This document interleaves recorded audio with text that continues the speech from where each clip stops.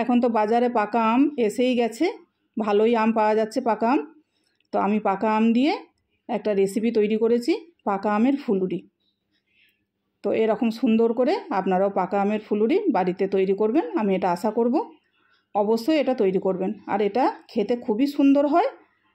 আপনারা বাড়িতে অবশ্যই ট্রাই করবেন। হরে কৃষ্ণ, প্রণাম। আমি সদানন্দিনী মালিনী দেবী দাসী, রাধারানীস কিচেনে আপনাদের সবাইকে স্বাগত। আজ আমি ভগবানের জন্য পাকা আম দিয়ে একটা রেসিপি আমের ফুলুরি তৈরি করে দেখাবো। এই আমের ফুলুরিটা তৈরি করার জন্য আমি একটা আম নিয়েছি। আমি একটু কমই করব, আমটাকে আমি ছাড়িয়ে এরকম ছোটো ছোটো করে কেটে নিয়েছি। আর এখানে চিনি নিয়েছি, চিনি গুঁড়ো করে রেখেছি, প্রয়োজন মতো যেরকম লাগবে নেবো। দুধ রেখেছি, এটাও প্রয়োজন মতো আমি নেবো। আর এখানে ময়দা নিয়েছি, চালের গুঁড়ি আর সুজি। আর এখানে আমুল দুধ নিয়েছি 2 চামচ। আর এখানে মৌরি নিয়েছি, এটা আমি ছোটো হামালদিস্তায় করে একটু থেঁতো করে নিয়েছি।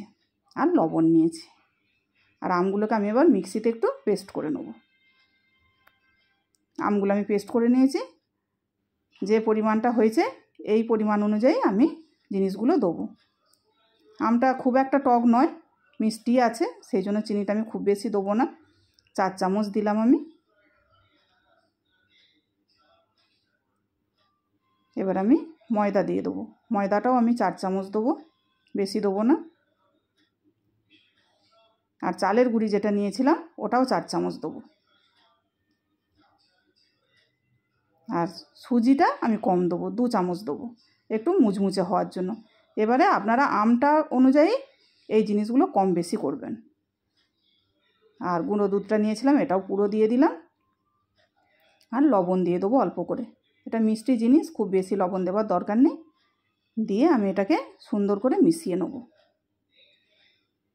এই জিনিসগুলো, শুকনো জিনিসগুলো আমের সাথে যে পরিমাণ লাগবে আপনারা সেই রকম দেবেন।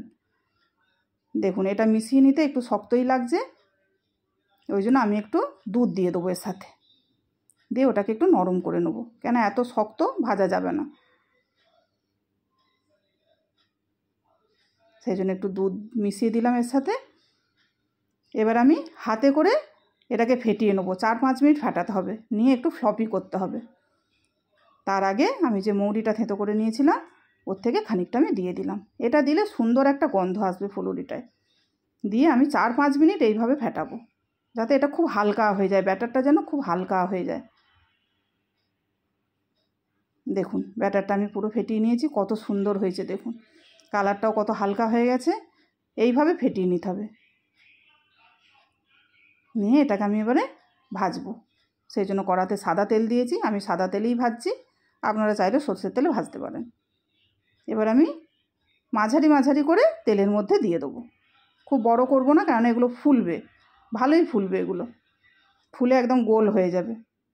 এবার আমি এই তেলটার মধ্যে মোটামুটি যতগুলো ধরবে ওইগুলো দিয়ে দেবো। দিয়ে উল্টে পাল্টে সুন্দর একটু লাল করে ভেজে নেবো। দুটো দিকেই যেন একটা সুন্দর লাল হয়ে যায়, আমি সেই রকম ভাজবো। দেখুন এগুলো কি সুন্দর ফুলেছে, দেখি আপনারা বুঝতে পারছেন কী রকম দিয়েছিলাম আর কত সুন্দর ফুলেছে। আপনারা বাড়িতে এটা অবশ্যই ট্রাই করবেন, আশা করি ভালো লাগবে। পাকা আমের ফুলুরি ভালোই লাগবে, আমাদের তো ভালো লাগে। দেখুন এরকম সুন্দর লাল করে ভাজতে হবে, বেশি লাল করা যাবে না, আবার তেতো হয়ে যাবে। আর মিডিয়াম আঁচে ভাজতে হবে, না হলে ভেতরটা কাঁচা থেকে যাবে, ওপরটা তাড়াতাড়ি লাল হয়ে যাবে। সেজন্য মিডিয়াম আঁচে ধৈর্য ধরে এগুলোকে ভাজতে হবে। এগুলো মোটামুটি ভাজা হয়ে গেছে, আমি টিস্যু পেপারের উপরে তুলে নিলাম তেল সোক করার জন্য। ফার্স্ট ব্যাচটা আমার হয়ে গেল, এবার আমি সেকেন্ড ব্যাচটাও দিয়ে দেবো ঠিক একইভাবে। বাকিটুকু আমার হয়ে যাবে, যেটুকু রয়েছে এবারই আমার ভাজা হয়ে যাবে। আমি ওই একইভাবে সবগুলোকে লাল করে সুন্দর করে ভেজে নেব, আগেরটা যেভাবে ভেজেছি ঠিক ওই রকম। সবগুলো আমি তেলে দিয়ে দিলাম, দিয়ে আমি ওই একইভাবে সুন্দর করে নাড়াচাড়া করে ভেজে নেবো, দুটো পিঠই লাল করে ভেজে নেব। দেখুন আমি দুটো পিঠ সুন্দর করে ভেজে নিয়েছি, লাল হয়ে গেছে। এটাও আর এর বেশি ভাজার আমার দরকার নেই, আমি এগুলোকেও এবার তুলে নেব।